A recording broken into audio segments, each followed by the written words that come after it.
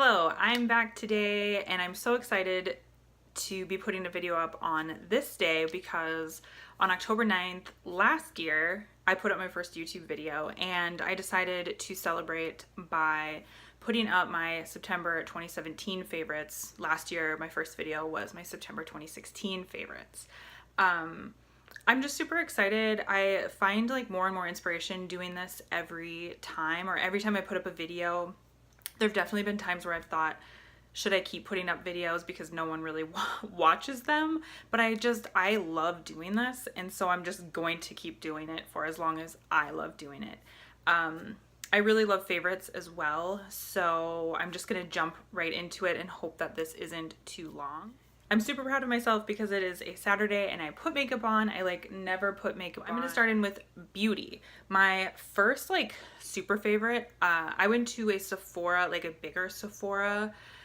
My Sephora in town is just a Sephora inside JCPenney's. So I went out of town about 2 weeks ago and I got to go to a big size Sephora. I wanted to try out the Fenty beauty products. It's not in my favorites.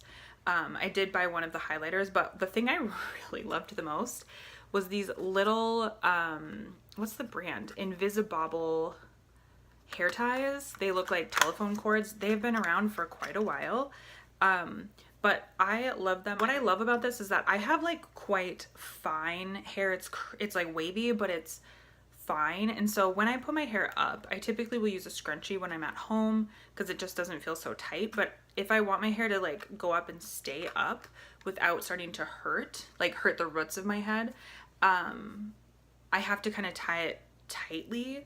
And with these, because they kind of like intertwine together, it just holds my hair up so nicely and I freaking love it. It's so good. My next favorite is I have these little minis Cover FX illuminating primers. This is so annoying because this is an emptier one that I was gonna cut open today, and I have a full one and I cut open the frickin' full one. And I keep saying frickin' like Dr. Evil, but I like cut it open and it exploded.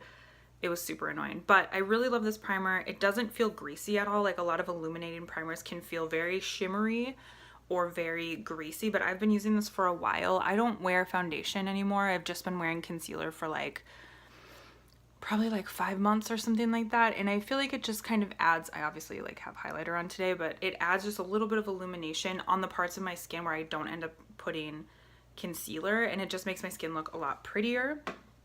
The next thing is this Kiehl's Midnight Recovery Concentrate.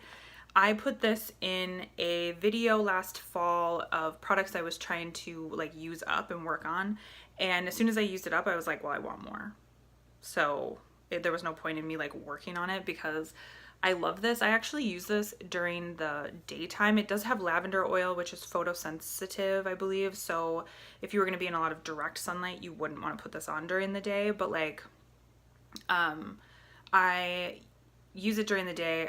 I work under fluorescent lighting literally all day. I barely see windows, so this is just fine for me to use during the day. And it's one of those things you can use it, obviously it's meant to use at night, and it's just very like calming and soothing on my skin. But a lot of beauty bloggers and stuff use this and they have oily skin, so I think it's really for everybody. It would just be the quantity that you use, and it's just really good. Like it hydrates, calms. I think it kind of balances my skin, and it's super, super good. So that is one and it's not very expensive. Honestly, it's 1 ounce is like $50 or $48, which isn't very expensive for an oil. So I like that one a lot. Although I don't know if Kiehl's is cruelty free, and I have this habit of doing this where like I'll buy a product and I don't even think to look if it's cruelty free, like an idiot. But I do try to use cruelty free products. And my last beauty thing is this Valentina's Naturals perfume oil, and I have the one, there's a bunch of them, but I have the one that's blended with frankincense, myrrh, and patchouli, and it has that little bit of a hippie-ish Aveda kind of smell without it being like, the patchouli in this is kind of light where you can smell it, but it's not like patchouli oil, if you know what I mean. Like, you know that smell. I feel like everybody knows that smell. I don't think it smells too like hippie-ish. I feel like it smells kind of like a natural natural store and stuff like that, and it's just really good. And it was like $8.99. There is a valentinasnaturals.com, and I will just try to link that below because I really like it a lot, and it lasts throughout the day. So I'm gonna move on to kind of like lifestyle favorites, I guess. One thing I've been consuming lately is this Amazing Greens organic wheatgrass powder. I have been buying just the singles because they're like $1, but until I found the one I really like. This is my favorite. It's just a plain like wheatgrass. You mix it with like 8 ounces of water, and I do like a squeeze, like a quarter of a lemon in it. Ice, that helps. Ice helps. It tastes very green. I've tried other flavors, and like I tried a watermelon one and it was sick. It wasn't only wheatgrass, it was like greens and watermelon, and it was like terrible. I would not recommend it. And maybe if you were mixing it in with a smoothie, but I just do this on an empty stomach when I get out of the shower and I'm ready to kind of do my makeup. I make this first and I slowly drink it. It tastes like wheatgrass. It tastes green, but it's got such good things for you, and I try to do it on an empty stomach so it's like easier absorbed, faster absorbed, all of that. But I really love this, and I'm really hoping that it helps me kind of fight off. I feel like now that it's October, everybody's getting colds, and I just don't want that. So I'm hoping that this will help, and it's been great. I love it. One other thing that doesn't really have any health benefits to me is this Gingerbread Spice Celestial Seasonings tea. It is like it's a gingery, but like a definite like gingery spiced tea. I tend to drink this when I'm cooking in the fall and winter. When I'm kind of hungry or snacky, I will just drink tea instead of like eating, unless I'm really genuinely like hungry. Then I'll eat something before I eat dinner. I'll eat like carrot sticks or tomatoes or whatever. But this is really good, and it's kind of filling to the point where you don't feel so ravenous. I have a tendency to do that at dinner time where I won't eat dinner fast enough.